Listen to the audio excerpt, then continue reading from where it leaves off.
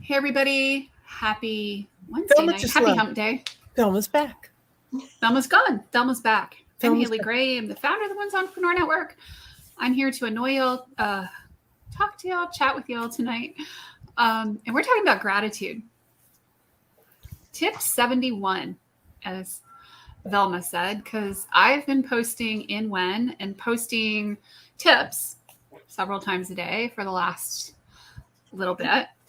And they're about life and business and living while in business and staying focused and balanced and all the things. Because if we self-destruct as small business owners, there won't be a business. Yeah, because small business runs the world. Mm-hmm. You know It does. what we do without us. Mm-hmm. Right, yeah. And, self-destruction is maybe not the best choice. So self-implosion, yeah. And it's real easy as a business owner, mom, aunt, friend, woman, to run ourselves right off the end of a long pier and splat. Yep. Might have done Moving that. right along and over the edge. Yeah, totally. Yeah. So, Who's got lemmings that do that? Yeah. do you ever feel like a lemming? I mean, I know there are days where I definitely feel like the lemming. But I'm glad to be here tonight. Yeah, me too. And so we're going to be talking about gratitude. And it's kind of the season for it. We're getting there. Tomorrow's the fall equinox. Last what day is- of summer. Mm-hmm. Yep. And as the weather cools off where you are, hopefully a little bit, although it hasn't quite gotten the memo here yet in North Carolina, what does gratitude mean to y'all? I think it's a gift because it's a choice of how you want to look at things. And even the hard times, you can usually find something that teaches you something out of it. Mm-hmm. You can usually find a lesson. You can usually find a friend. You can find some wisdom. And it's a mindset. Mm-hmm. And it needs to be a daily practice. I think it's a discipline because it's easy to look at things as half empty if you're not careful. Mm-hmm. Oh, yeah. Well, even if you look at the word, grateful. There you go. Velma strikes again. I love it. Well, Where and do you it's learn all these also making a point of practicing grateful and gratitude, because it's too easy to see the opposite sometimes and be the opposite and get into a funk. And then our heads go to shit. Well, it's how can I feel about this? What can I do about this? So sometimes it's just a little bit of a flip on it, because most of the times for me, when I don't feel grateful, it's because I feel stuck. And if I feel stuck, it's because I'm not looking at possibilities yet. Right. Mm-hmm. And if you think about, okay,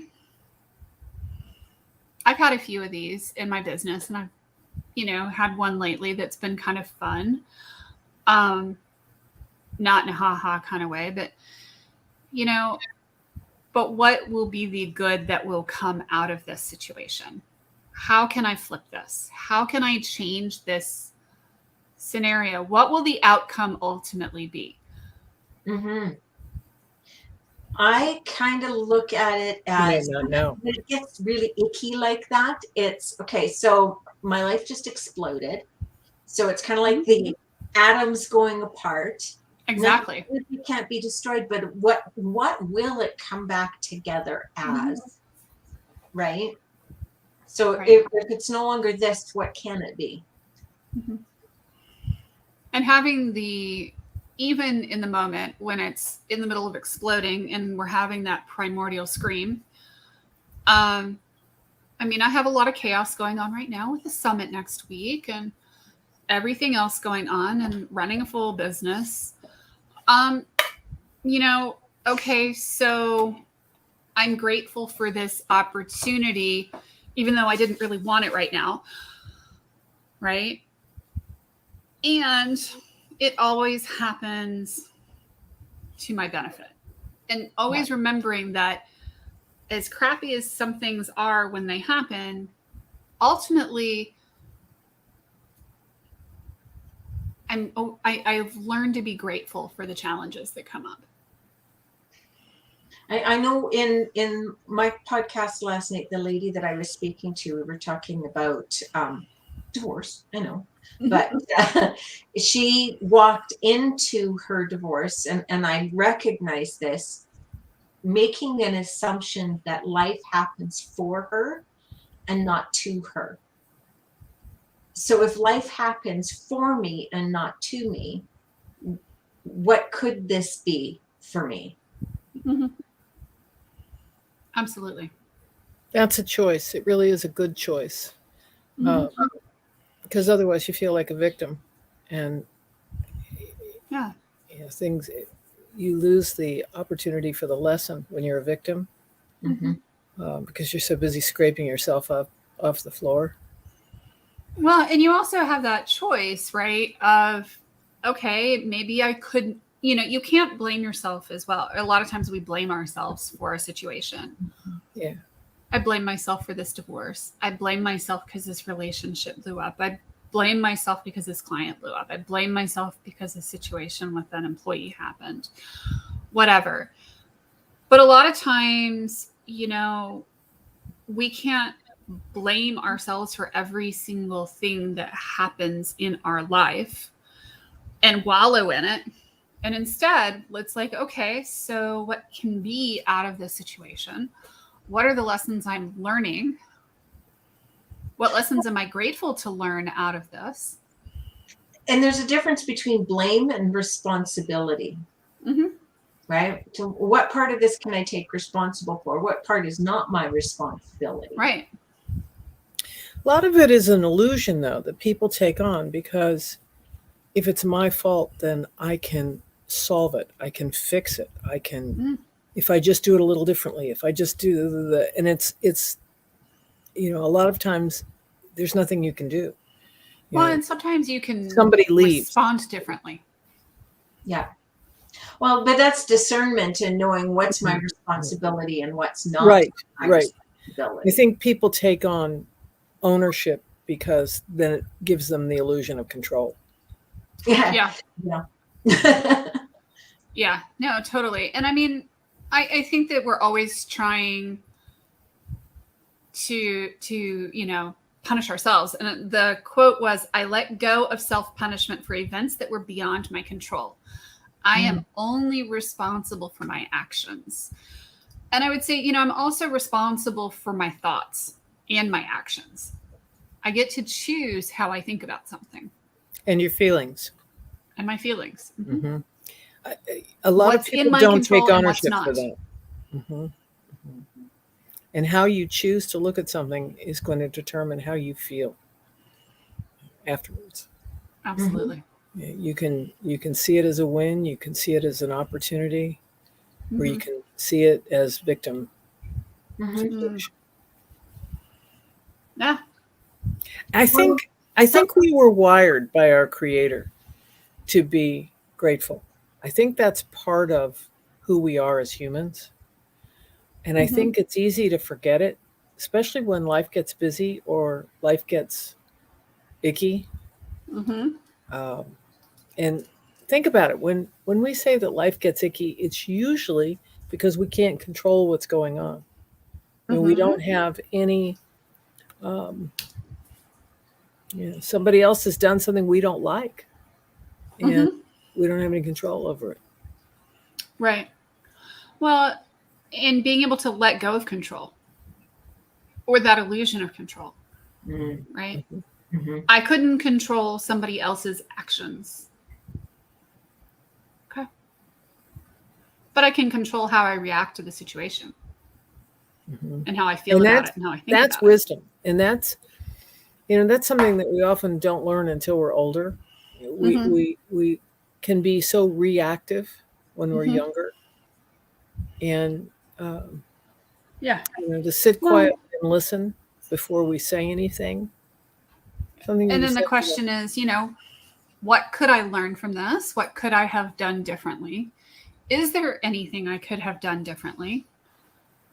Maybe, maybe not. Right? Sometimes it's how well can you mop up the mess afterwards? So what does gratitude give you? Resiliency, I think. Pardon me? Resiliency. Okay. And to me, life and business is so about resiliency. Mm-hmm. Coming back up for air. Your attention. I think that when we choose gratitude, we are choosing where our attention goes, and gratitude is an opening, and victimness is a closing, right? One opens up to possibilities, the other one keeps you exactly where you are. Yeah. We're going to call these Velma-isms. These are, they need to be in a book, Velma. You have a lot of wisdom. You have a maybe very an oracle good way of card seeing deck, things. or like a rip-off calendar. I'm just saying. Just saying. Grateful for Velma. I've got a girl for that. But the thing here about gratitude is like being actively in a state of gratitude as much as possible too. So even not just like when things hit the fan, or my daughter decides to go swinging from the ceiling fan, which they didn't technically go swinging from the ceiling fan, but that they did burn out the ceiling fan motor. Just the being grateful on a daily basis, it really helps, not just with your mindset, but like how you feel in general. And for me, the other thing it does is it gives me more resilience to handle crap as it happens. Grace, patience. It gives me that ability to stop and take a breath and not overreact to a situation. I journal every morning, and the first thing I write down is 3 gratitudes. Sometimes more, but I always try to get at least 3. And on the days where things don't feel quite right, sometimes it's just as simple as I got up today. Yeah, I was able to get out of bed. Yeah. I opened my eyes, and I'm out of bed. Breathe. Yeah. Some days, that's all I can do. Yeah. And that's okay. It's okay. I think to look at the link between gratitude and grace, I think there is great reward for our gratitude. And it could be as simple as, we don't know what our faces look like, but when we're in a state of gratitude, I think we're more approachable. I think we're more likable. I think there are many doors that open because we are, like I said, approachable, that we're Absolutely. Absolutely. And I think it's important to open doors and be approachable and be human and be real. I think that's one of the challenges is, maybe your business grows or you become more popular or you have more things going on in your life. It's easy to start, shutting a lot of doors and making yourself extremely unavailable and unapproachable and shutting yourself off. And I mean, I understand that you do have to be discerning about how you spend your time. And I mean, one of my choices has been, limiting the number of networking meetings I'm doing because I'm being choosy about how I'm spending my time. But at the same time, I do open up time on my calendar to just have conversations with people and to connect and make a point of that. Like, hey, let's just chat. Yeah, you never know who you're going to run across in a day. Mm-hmm. I mean, if you're out there, you never know. You don't know who that is standing next to you getting a cup of coffee.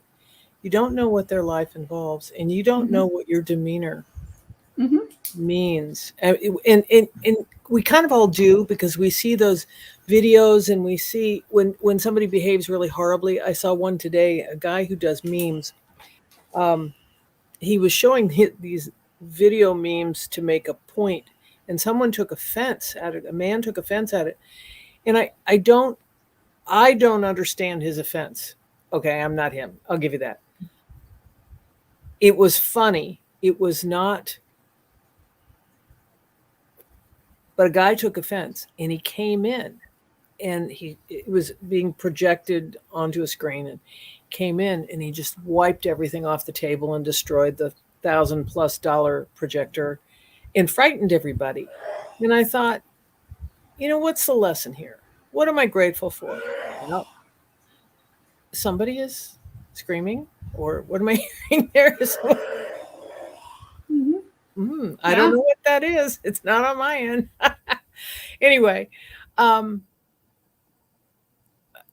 it gave me the opportunity to say is today I'm grateful that I don't have to behave impulsively. I don't have to behave in a way that frightens people. I don't have to behave in a way that hurts people or makes people back away. And those are things that you don't always think of until you see somebody behaving really badly. And then you make choices for what is good behavior and how can I further do that to make everybody else's day better. Because sometimes you just want to mouth off. Sometimes you just want to, and having the grace to sit quietly, or it doesn't always require a response. It doesn't always require, you can just be, you can just sit quietly and listen. And that's, I've got a lot of gratitude for that. Mm-hmm. It's interesting when you were talking about offense, the first, the visual that came up for me is when somebody's offended, they put up a fence. Put up a fence, put up a wall. Right? They put up a fence there. And the other thing in what you were sharing that came up for me is I have a choice. Do I let their mud into my water? Or do I pour a little water onto their mud?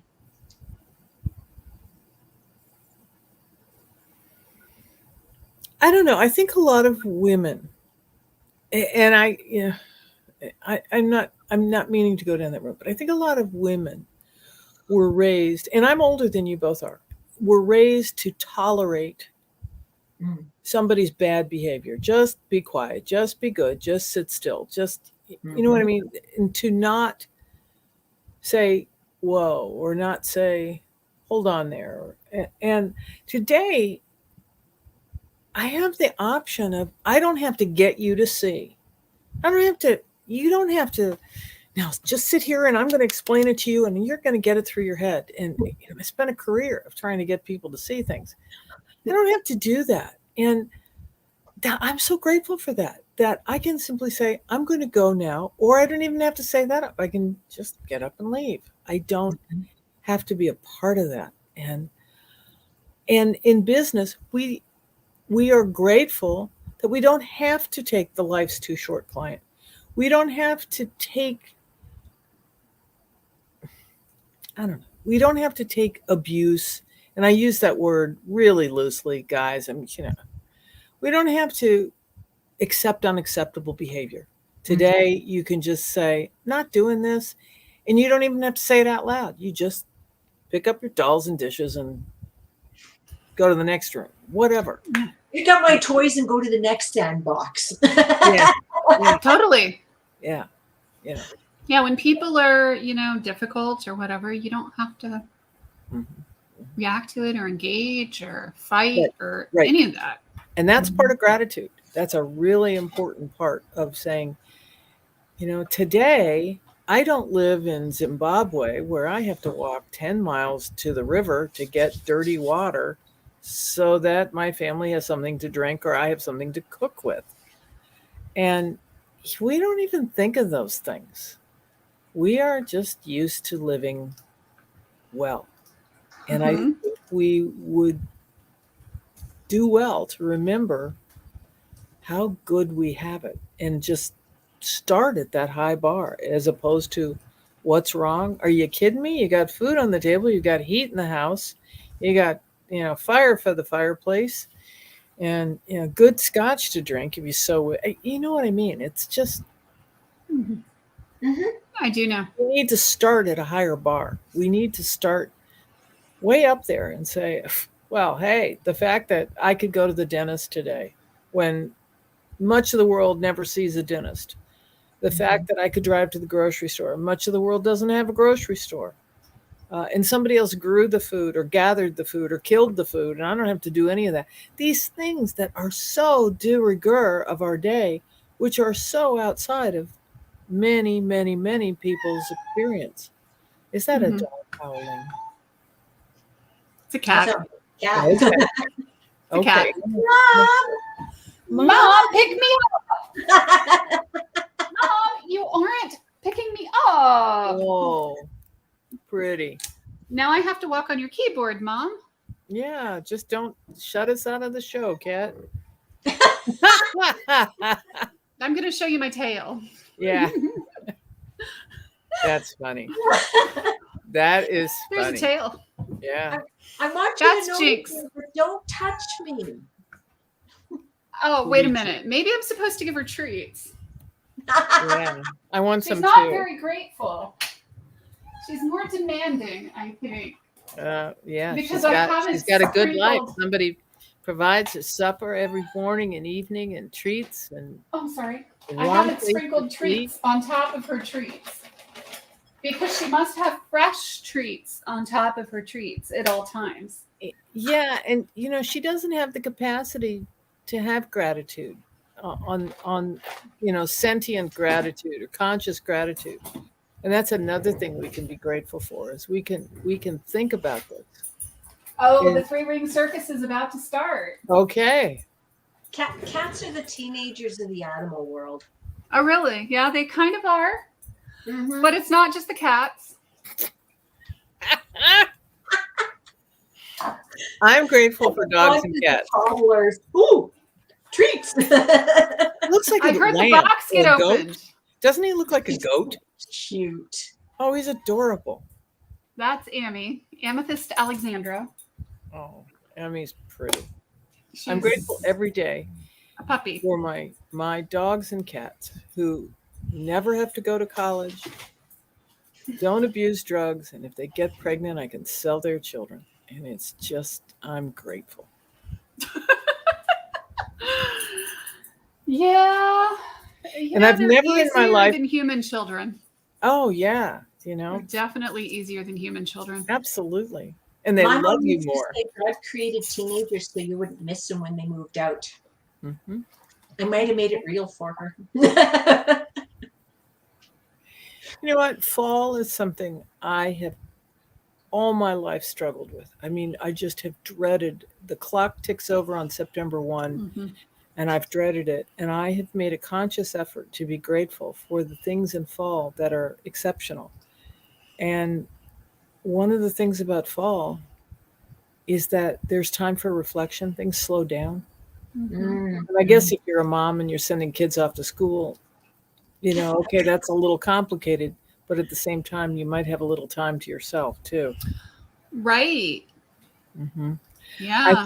I think there are many things to be grateful for in each season, and that's new thinking for me, and that's conscious decision. And I'm Looks grateful like I'm stuck. for Mhm.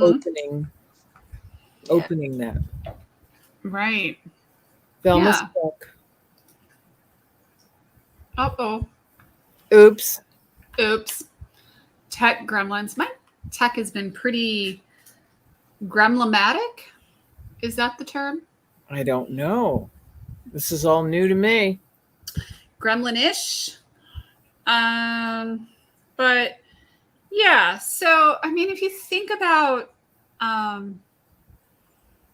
fall and reflection, and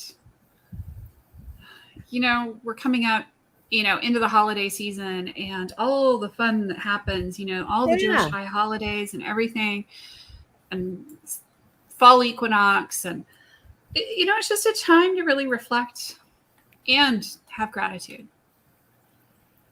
Mm-hmm. Mm-hmm. My And husband and I have slow down. birthdays. So yeah, it's fun. And Yeah. life is good. Even when it's not. You're alive. You have choices, and you've been chosen to be here. You have a purpose.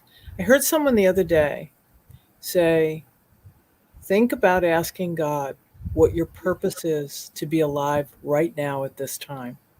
And I thought that was such a deep, deep question, and one for all of us. Velma, I don't know if you heard that. Did you hear that? Okay. No. I said a friend of mine the other day asked the question, said, ask God why you were born in these times, at this time, that you're alive right now. What is your purpose for being alive right now? And there's a lot of room for gratitude in that, as opposed to being born during the Black Plague or, born during a time of airplanes and cars so that you can see the world. There's so much out there to be grateful for. Yeah. Yeah, And definitely. Velma's practice of writing those things first thing in the morning, great way to start the day. Good for you, Velma. Yep. Something we should all emulate. Mm-hmm. Sometimes it's just, I have a roof over my head. Another day, it's like, I get to have Facebook lunch with my mom today. Where is your mother? So my mom's about an hour and a half away from me. And actually this past Monday was her birthday. And I went down on Sunday night, spent some time with my sister, and then went and spent the whole day with my mom. Took her out for lunch, and we shopped and we walked, and I fixed her computer and, did all my techie things. I'm needed. I'm really needed. And I am grateful for you that you have a mother. That is a lovely gift, to be a grown-up and have a mother. I had a great grandparent up until I was 30 years old. Wow. That's I had really a something. great grandparent until I was 19, but lost my grandparents shortly after, and lost my parents by the time I was 41. I had one of my great grandparents passed when I was 19. I had one couple, like grandma and grandpa, great grandparents, all growing up, and then I had the other grandparent. Her husband passed when I was about 2 or 3, but I had 3 great grandparents for such a long time. My great grandpa, Dutch, used to look like Hitler. He had to shave his mustache over the war because he looked too much like Hitler. That's funny. That's not a resemblance you want. No, but when I grew up, it wasn't. Nobody said he looked like Hitler. Like that, I don't know. I bet not. We called it a cookie duster. It wasn't a Hitler mustache. It was a cookie duster. That's what I grew up with. Interesting. Yeah, and every time we saw him, we got a $2 bill. I just so many fond memories. Again, another thing to be grateful for is a lot of my memories. Like I have a ton of amazing memories with my family. A ton. That's awesome. I remember, losing both my grandmothers in high school. And I remember some of the memories I have before that with them. I'm sad that my children don't have the same memories of their grandparents. But alas, it is what it is. It is what it is. Mm-hmm. Yeah. And we're here now. Yes. Absolutely. And we're grateful to be here. Mm-hmm. I'm glad Thank we you. got together tonight. Yeah, me too. This has been fun. Thank you all. Let's do it. Wednesdays. Let's do it not next week because I have the summit starting next week and our VIP event is next week. And Velma's going to be gallivanting gallantly. And we will see you guys in 2 weeks then. Thank you so much. Have an awesome night. You all And have a good night. be blessed.